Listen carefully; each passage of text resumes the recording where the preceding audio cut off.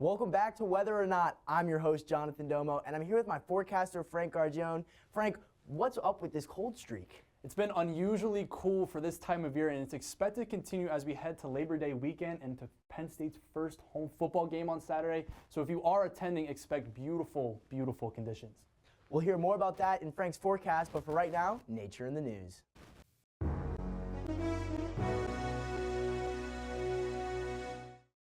This past Monday, Phoenix was hit by a dramatic and powerful haboob, a massive wall of dust driven by thunderstorm winds. It rolled into the city just before sunset, turning daylight into darkness almost instantly. Winds gusted up to 70 miles per hour at the airport and even stronger in some areas, knocking out power, delaying flights, and reducing visibility as short as 50 feet. The storm came from collapsing thunderstorms near Tucson, which pushed the dust north across the valley. After the dust settled, intense rain and lightning followed, triggering flash flooding on roads like I-17 and causing more chaos at Sky Harbor Airport with water damage and wind-blown debris. This is all part of Arizona's summer monsoon season when conditions are just right for these fast-moving and dangerous storms. Interestingly, it mirrored another major dust storm that swept through the Burning Man site in Nevada just days earlier. On August 23, 2005, Tropical Depression 12 formed over the Bahamas. A day later, it would be upgraded to a tropical storm and given the name Katrina. And on Friday, August 29, 2005, Katrina would careen straight into the Gulf Coast as a Category 3 hurricane. It caused over $160 billion in property damage all across the southeast and Gulf Coast, setting and still holding the record for costliest hurricane in American history. Adjusted for inflation, that total could be as high as $200 billion today. Despite this year marking the 20th anniversary, some impacted areas have not recovered to the way things were pre-Katrina.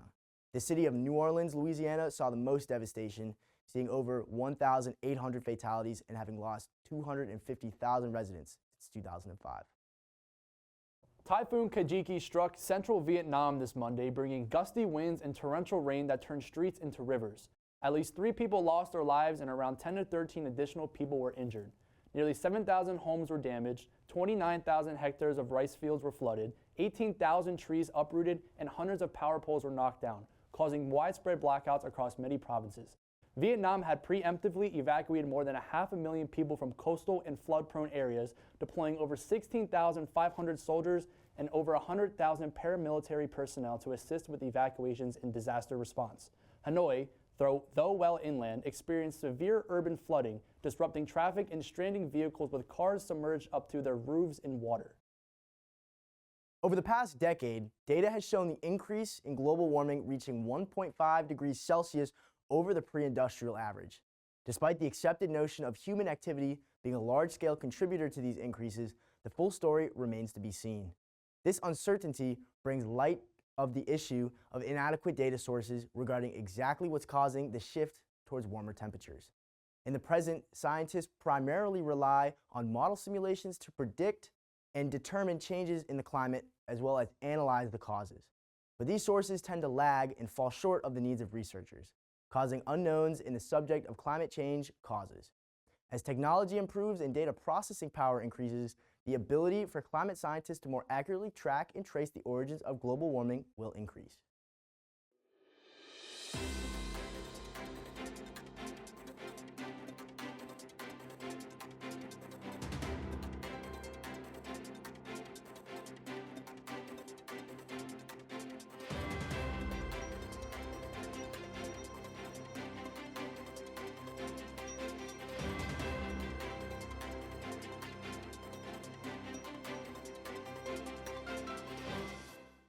I mentioned how it's going to be a very nice and pleasant weekend for Labor Day and for our Penn State's first home game against Nevada. So let's take a look as we take a look here at Friday. Low pressure up in Quebec in the Montreal area with a draping cold front coming through, passing through State College, down the Ohio River Valley and off the screen into Illinois, bringing that nice, cool Canadian air mass down here into the eastern part of the United States. We do have a high pressure which will move its way in through this weekend, bringing some nice, calm, dry air. We'll get to that in just a moment, but this cold front will bring rain showers to about pretty much the whole northeast of the country here. We do expect some lingering showers in the State College area, while places more in the northeastern part of Pennsylvania can expect a little bit more rain from this system, which did bring severe weather here on Thursday. As we head into Saturday, the big game day, that low pressure finally moves its way further up into northeastern Canada. Still some lingering showers here in the northeastern part of the country, but nothing that will affect us here in State College.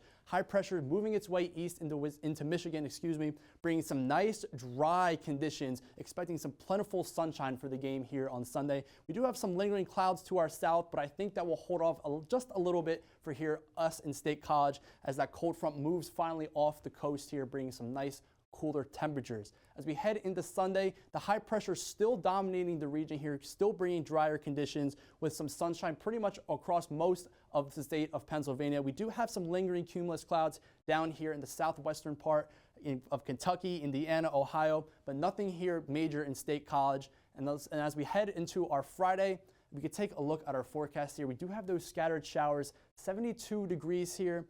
Nothing crazy. We've been feeling that for the past week now.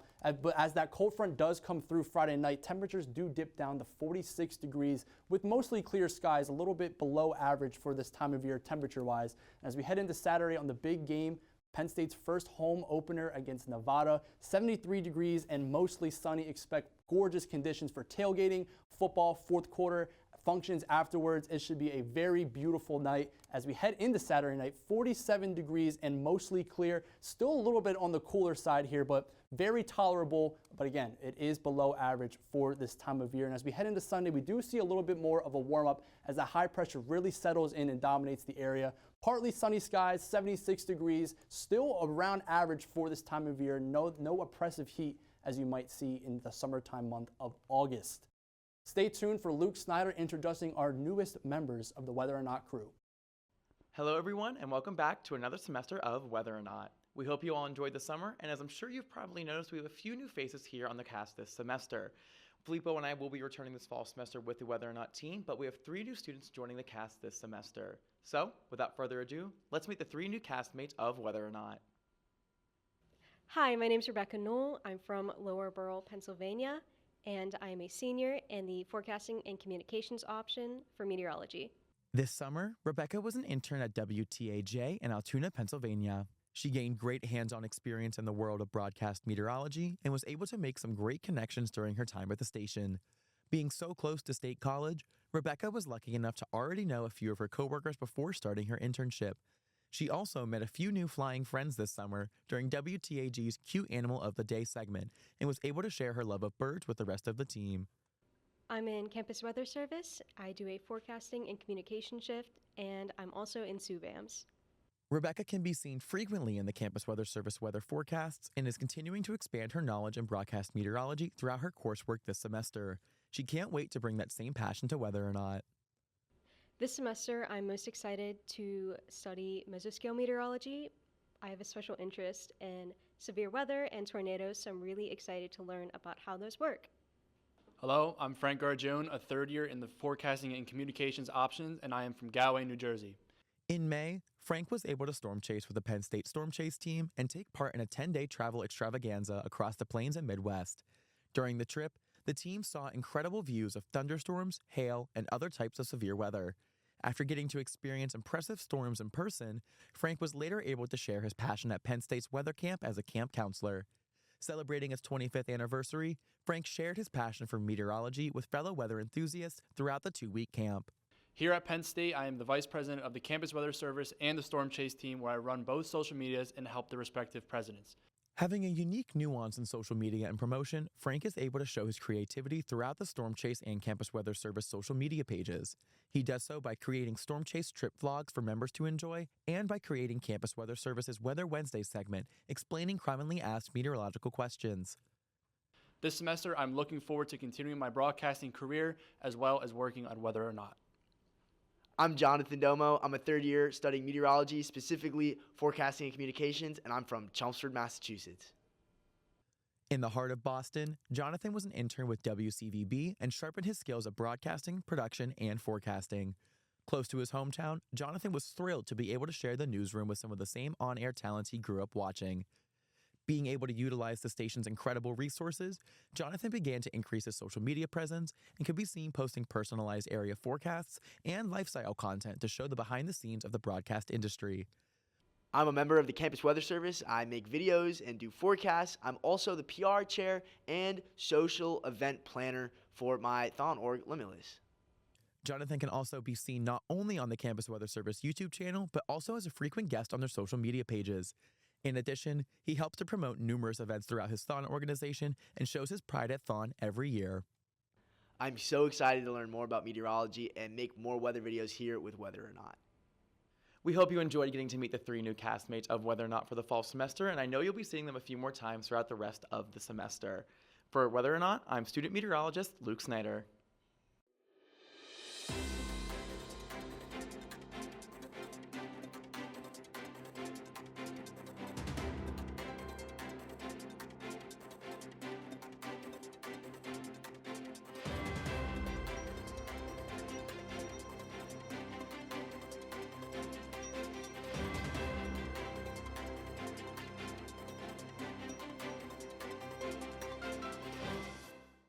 I'm very excited and very happy to be here, and I know you're happy for your upcoming Labor Day holiday, but it won't be as cool as it has been the past couple days. So let's take a look at it here on our weekend recap. We do have a low pressure system up in Canada with a draping cold front that will be sweeping its way through State College, pretty much going all the way down into the Ohio River Valley. Expected to bring some scattered showers to our area. Now, as we head towards our north and east in Pennsylvania, expect some more rain for the system, but here in State College, expected to be mild showers here and there. However, temperatures will be about 72 degrees, very pleasant weather when it is not raining. And then once that cold front does come through, you will feel it as temperatures crash here on Friday night to 46 degrees, which is really chilly, a little bit below average for this time of year. Definitely some sweatshirt weather as you head out for your Friday night festivities. Now, as we head into Saturday, we do see a little bit of a warm up. Temperatures at 73 degrees, but it is going to be beautiful for Penn State's first football game in general against Nevada at 3:30. Perfect temperature, perfect weather for some football. Make sure you get outside and enjoy it if you did get some tickets. Now, as we head towards Saturday night and our post-game festivities, 47 degrees, so it is a little bit still chilly and a little bit below average for this time of year. So again, make sure you bring out that sweatshirt to wherever you might be doing on Friday. As we head into Sunday, that warm-up really starts to ramp up. 76 degrees here and partly sunny. Still a really nice day, and this will continue as we head into our Labor Day. As we can see right here, very nice temperatures, still on the warm-up trend at around 76, 77 degrees. I know Labor Day is going to be a very, very nice day for students and for adults like partly sunny skies, partly cloudy skies won't be too much of an issue as our high pressure is still moving off to its east, bringing that southerly flow up in some warm advection temperatures. As we can see, temperatures steadily increase as we head throughout the week here. Tuesday and Wednesday staying in around that 78 to 79 degree range here. And as we head into Thursday and our next storm system really starts to come through, temperatures do break 80 for the first time in what feels like a long time. It has been cool and nice. We finally start to see a little bit of a warm up here around 81 degrees here on Thursday and some showers. And as that cold front does sweep through here, expect temperatures to drop back down on Friday to around 75 degrees, which is more about average for this time of year with some lingering clouds. And now here is your Weather Whiz quiz answer.